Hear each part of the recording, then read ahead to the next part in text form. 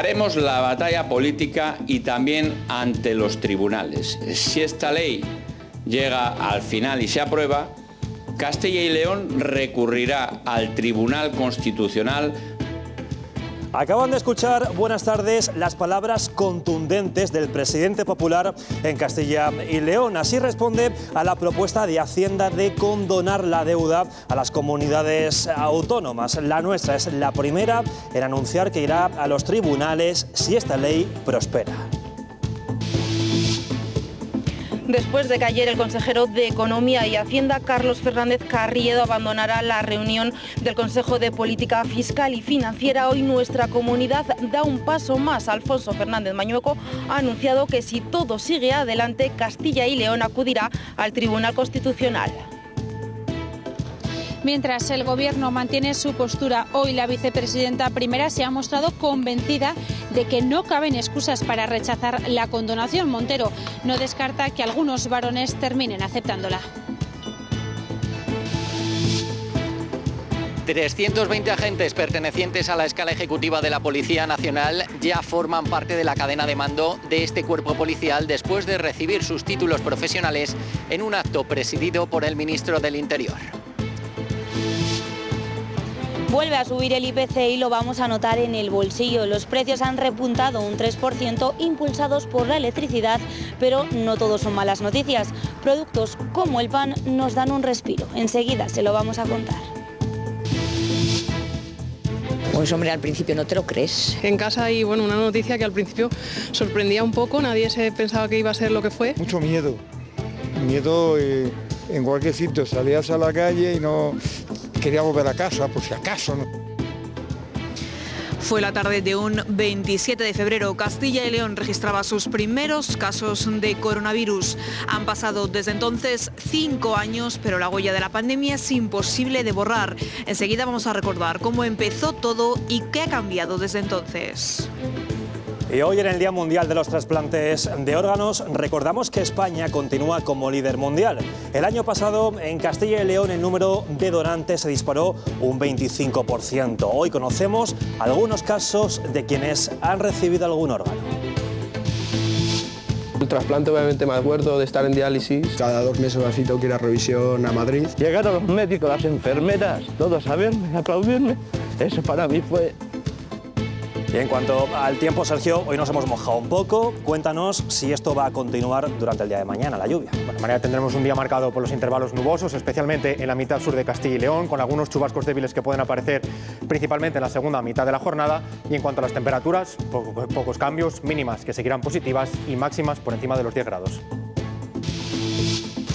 Y más temas, esto que están viendo es la nota manuscrita que han encontrado por sorpresa en el archivo de Miguel de Unamuno de Salamanca. Luego les contamos quién se la escribió al famoso rector.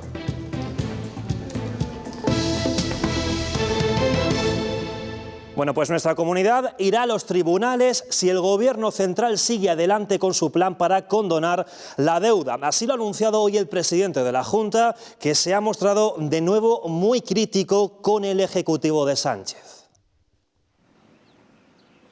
Después de que ayer el consejero de Economía y Hacienda, Carlos Fernández Carriedo, abandonara junto a sus homólogos de las comunidades autónomas gobernadas por el PP la reunión del Consejo de Política Fiscal y Financiera, hoy nuestra comunidad da un paso más. Este mediodía, Alfonso Fernández Mañueco ha anunciado que si todo sigue adelante, Castilla y León acudirá al Tribunal Constitucional. Mañueco insiste en que la condonación de la deuda es un atraco a todos los españoles. Unas declaraciones que hacía después de presidir una reunión entre la dirección del PP en el Senado y los senadores de la comunidad.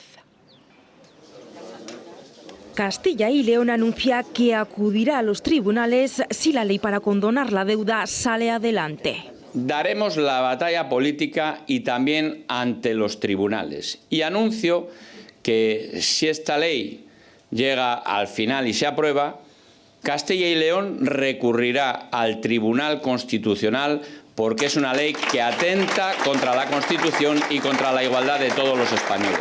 Alfonso Fernández Mañueco asegura que es mentira que las comunidades autónomas se vayan a ahorrar dinero y dice que se trata de un truco de trileros por parte de Sánchez para contentar a sus socios. Es una tropelía a todos aquellos que hemos hecho los deberes. En Castilla y León especialmente pagamos nuestras deudas y lo que no vamos a pagar son los despilfarros separatistas. Mensaje que ha reiterado la portavoz del PP en el Senado, quien dice que la quita es un intento de tomadura de pelo a las comunidades. Decimos no al trilerismo fiscal de Sánchez para contentar al separatismo y que éste permita seguir unos días más en la Moncloa. Además, Alicia García ha anunciado que el PP llevará una iniciativa al Senado para rebajar la protección actual del lobo para que los senadores socialistas de Castilla y León dejen clara su opinión. Rechazo rotundo de la Junta de Castilla y León a la condonación de la deuda. Hoy ha dicho el portavoz del Ejecutivo que se va a trabajar para que esa ley que prepara el Gobierno central no llegue a aplicarse. También ha denunciado la negociación paralela que está teniendo el Gobierno con Cataluña sobre financiación autonómica. Dice Fernández Carriedo que esto no es una cuestión política porque ya hay muchos expertos que están en contra de la condonación. Y esto no es una cuestión de partidos políticos. Esta es una cuestión de muchísima gente, porque los inspectores de Hacienda no están en ningún partido político. Los catedráticos, profesores de universidad, expertos en la materia, no son partidos políticos, y son muy claros. Y Felipe González no es del Partido Popular, y fue muy claro ayer cuando dijo lo que dijo. Y, por tanto, esto no es una cuestión de partidos políticos. Y mientras tanto, desde Madrid, la ministra Montero de Hacienda insiste, dice que le extraña que alguna comunidad del PP no acepte esta quita de la deuda. Andrea Altelarrea, cuéntanos si ha habido alguna reacción del Gobierno a la respuesta de la Junta de Castilla y León. Pues no, por el momento no ha habido reacción a ese anuncio de Fernández Mañueco. El Gobierno mantiene su postura de ayer. Asegura que los consejeros regionales abandonaron esa reunión porque no se atrevieron a contradecir las directrices marcadas por Génova. Insiste Montero en que no hay excusas posibles para rechazar esa condonación más allá de que Feijóo busque la bronca y el ruido continuo con el Gobierno. Y se ha mostrado convencida la vicepresidenta primera de que algunas comunidades terminarán aceptando esa quita. No quisieron enfrentar que la instrucción de Génova era mala para los territorios que ellos representaban. Por eso se levantaron, para no tener que votar. Es así de infantil, es así de triste y es así también pues de desalentador que los representantes públicos de los gobiernos del Partido Popular, del conjunto de nuestro país, se comporten de esta manera. La AIREF ha propuesto que esta condonación de parte de la deuda autonómica esté condicionada a que los gobiernos regionales no vuelvan a endeudarse por encima de lo que permiten las reglas fiscales. Aboga por establecer mecanismos de control para limitar el uso de esos ingresos extra. La ministra de Hacienda deja abierta la posibilidad de introducir modificaciones a su propuesta durante la tramitación parlamentaria. De vuelta a Castilla y León, hoy hemos conocido cómo va a repartir la Junta la cuantía anual que va destinada tanto a ayuntamientos como a diputaciones. Son 65 millones para mejorar, por ejemplo, los servicios públicos o para afrontar las deudas que tengan los ayuntamientos. La mayoría de municipios y diputaciones destina el dinero de fondos autonómicos a el arreglo de calles, de plazas y de vías públicas, o al arreglo de sedes municipales, establecimientos multiusos o socioculturales. Este año el monto anunciado suma casi medio millón más que en 2024 hasta los 64,8 millones de euros, cifra que corresponde al total del Fondo de Economía Local más del Fondo de Participación en los Impuestos Propios, tributos que se han reducido. Somos una de las comunidades autónomas que menor nivel impositivo propio tenemos. Después de que el de afección medioambiental por residuos en vertederos lo asumiera el Estado. Esto repercute indudablemente en esa cuantía. Ante ello, El presidente de la Junta de Castilla y León se comprometió con las corporaciones locales a absorber esa posible pérdida. El reparto será en base a criterios como el de población o las inversiones solicitadas, con cantidades del Fondo de Impuestos Propios que nos lleva, por ejemplo, a los 4.096 euros de Berlanga de Duero en Burgos y los 142.000 euros de Laguna de Duero en Valladolid. Cantidades que reafirman el compromiso de la Junta. Para que así no se vean afectadas por los cambios impositivos de Hacienda. Los precios vuelven a subir en febrero. La inflación crece hasta el 3%, una décima más que en el mes de enero. Al frente de esa subida está la electricidad. Ha empezado en 2025 al alza. Mañana el megavatio hora se va a pagar a más de 100 euros para quienes tengan la tarifa regulada. Y otro de los culpables de la subida de esos precios es la gasolina. A pesar de que ha encadenado varias semanas al alza, esta última nos da un respiro. El diésel se sitúa un poco menos del 1,50 euros el litro y la gasolina se acerca al 1,60. Y aunque es cierto que siguen siendo precios elevados, seguro que suponen un pequeño alivio para aquellos que han decidido escaparse este puente de carnaval, ya que han podido llenar sus depósitos a precios algo más bajos. Eso sí, no todo es alto, porque productos como el pan han empezado a abaratarse.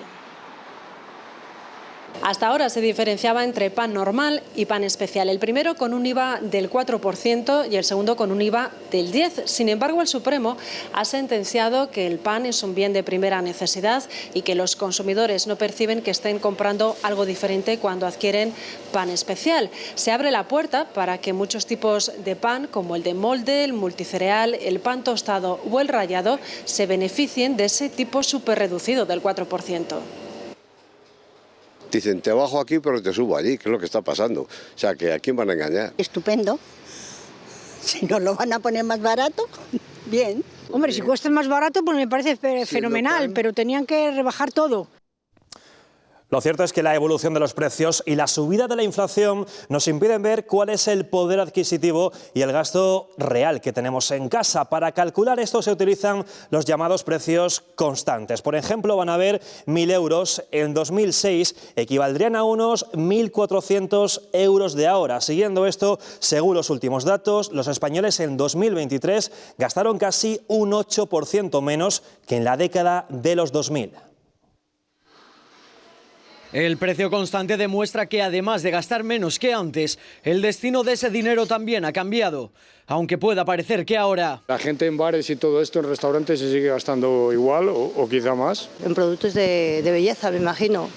Yo creo que en ocio, en móviles, también en salir por ahí de fiesta. La realidad es que en ocio y restauración ahora se gasta un 26% menos que hace 20 años y basta con echar la vista atrás para darse cuenta. Igual en fines de semana sí, pero entre semana me da que menos que antes. Creo que va menos de bares ahora que antes. La gente sí ves las cosas y donde se ve se la compra la gente, pero los bares ya cierran antes y es que se gasta menos entonces. Donde más dinero se destina ahora es en vivienda, salud, enseñanza e internet. Y los gastos considerados como necesarios suponen más de la mitad del sueldo, algo que no ocurría 20 años atrás. Compras menos con 1.400 y hasta con 1.500, yo creo, que con 1.000 euros en el año 2006. Compras menos.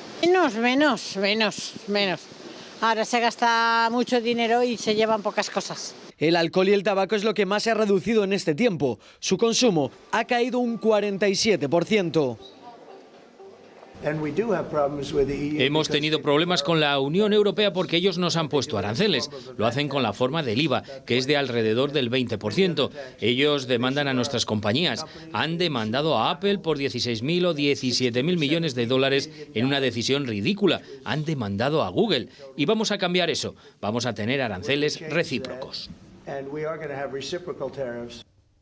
Eso decía Donald Trump hace apenas una hora. El presidente de Estados Unidos sigue amenazando con imponer aranceles del 25% a la Unión Europea y busca justificarlo en lo que para él son agravios comerciales. Los gobiernos europeos, como el español, le advierten de que habrá respuesta si continúa así. Vamos a defender nuestros intereses y vamos a adoptar medidas de respuesta proporcionadas a ese desafío. Lo haremos unidos. Y además haremos con una ayuda específica a todos los sectores que se puedan ver afectados de nuestras economías. Y no ha sido la única reacción a esas palabras. El campo también alza la voz. Desde Asaja instan a Europa a impedir las intenciones de Trump y van más allá. Su presidente nacional hoy en Burgos advierte de que si no se frenan los aranceles al sector agrario van a volver las movilizaciones. Si aquí se pone aranceles a los fertilizantes y se sigue por el camino que se va, volveremos a salir a la calle. Ya es hora de que la Unión Europea espabile, nos defienda, nos proteja y haga una política agraria comunitaria profesional, productiva y libre.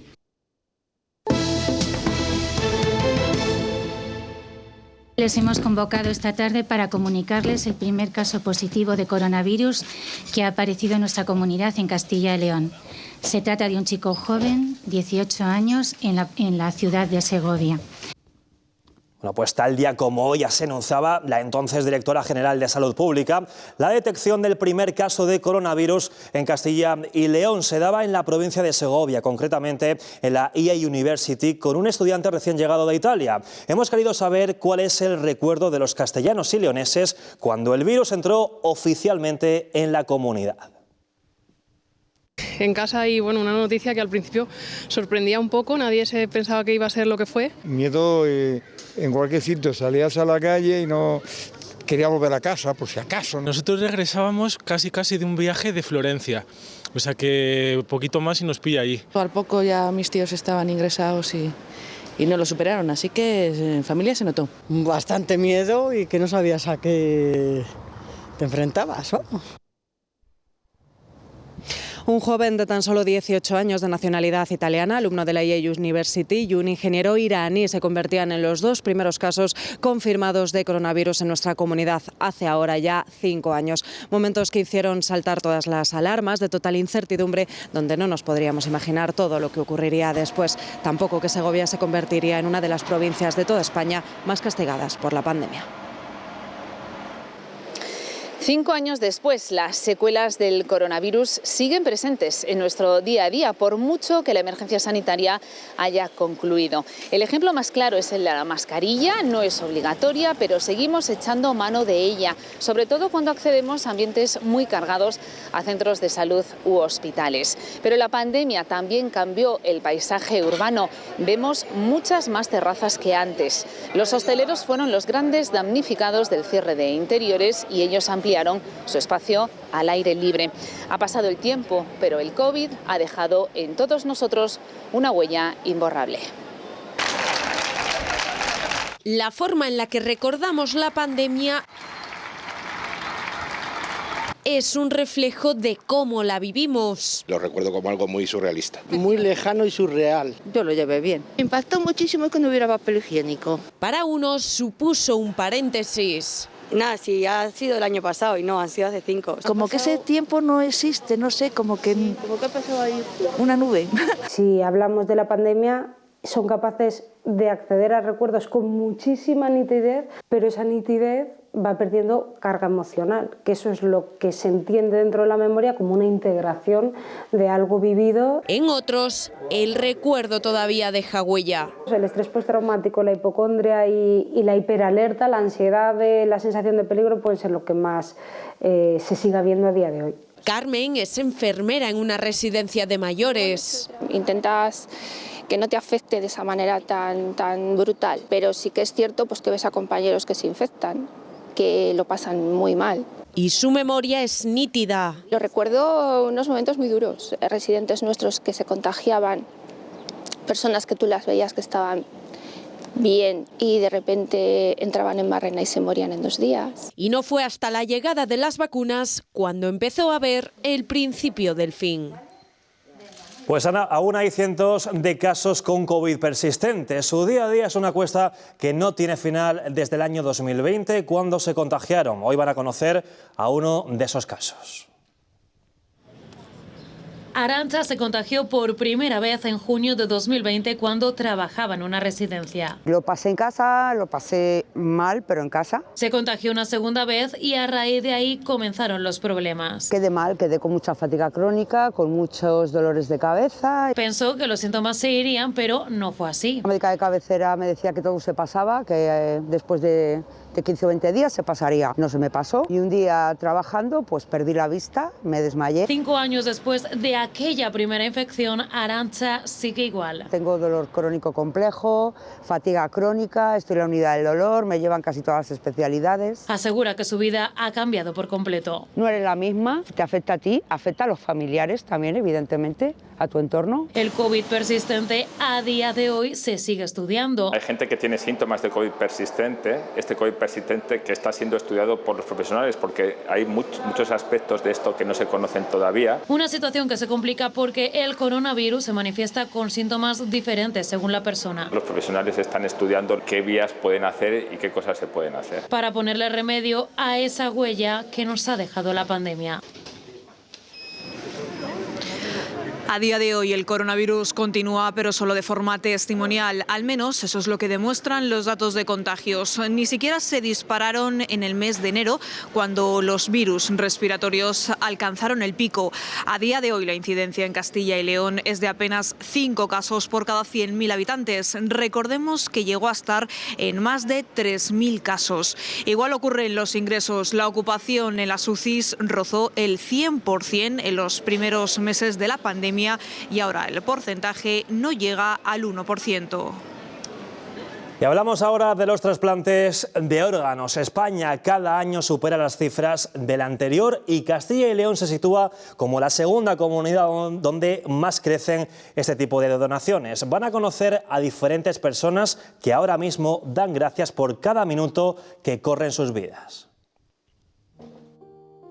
Carlos tenía en torno a 6 años, no crecía, muy delgado, con mucho abdomen, la función renal estaba mal. Después de un año pues le trasplantaron. El órgano se lo di yo a Carlos, lo primero era él, claro. El trasplante obviamente me acuerdo de estar en diálisis, la medicación. Uno fue en 2013 y otro 2015. Cuando te pasa por segunda vez pues... Me dan unas pastillas a las 7 de la mañana. Después tengo que tomar otras a las 7 de la tarde. Cada 2 meses o así tengo que ir a revisión a Madrid. El trasplante es un tratamiento sustitutivo, que dure lo más posible, pero sí que vamos a tener que hacer otro.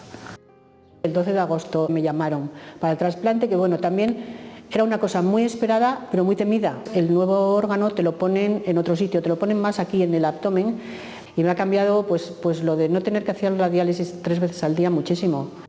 Me dio un pequeño ictus y ahí me detectaron una miocardiopatía dilatada. Estuve 22 días en la UCI hasta que llegó el órgano. Llegaron los médicos, las enfermeras, todos a verme, a aplaudirme.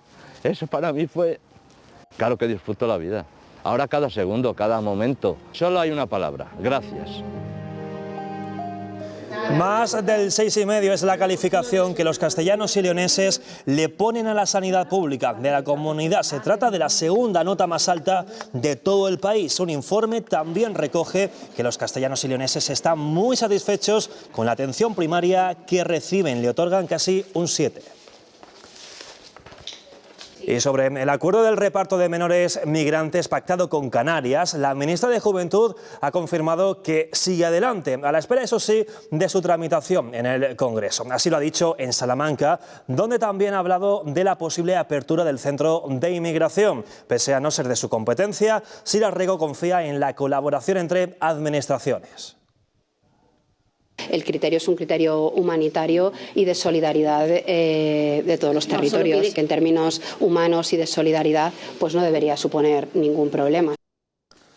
Pedro Sánchez acaba de clausurar este acto con el que el PSOE celebra la renovación del Pacto de Estado contra la violencia de género. En él los socialistas han alertado del riesgo del negacionismo de esta lacra. Ayer todos los partidos menos Vox aprobaron en el Congreso que se actualice este pacto. Con la renovación se introduce la lucha contra más tipos de violencia machistas como la económica, la digital y la vicaria.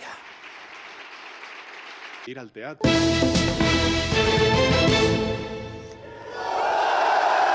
Más de 300 inspectores de policía han jurado hoy el cargo en Ávila. De la mano del ministro Marlaska han tomado posesión de sus nuevas competencias. De todos ellos, 56 son mujeres, suponen poco más del 17%.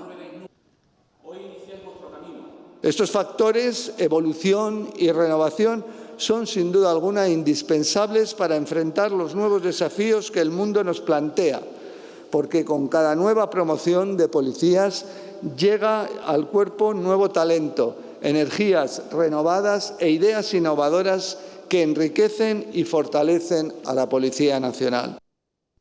Y la Audiencia Nacional ha condenado a 6 años de cárcel a un preso por hacer pintadas a favor del Estado Islámico en varios centros penitenciarios como el de Dueñas, en Palencia. Se trata de un recluso radicalizado que, además, amenazó a varios trabajadores. Bueno, pues los sindicatos piden más formación específica para trabajar con este tipo de internos. A diferencia de otros presos por terrorismo, los yihadistas no tienen una estructura jerarquizada y hay alto riesgo de que hagan proselitismo en las cárceles, captando incluso a más reclusos. Solo 33 de los 81 detenidos el año pasado por yihadismo han terminado en prisión preventiva. Según un informe de ACAID, la mayoría de ellos no tenía relación directa con organizaciones terroristas, sino que cometieron delitos de enaltecimiento o de adoctrinamiento. Son presos que necesitan una supervisión especial y que pueden estar en los centros penitenciarios de Castilla y León.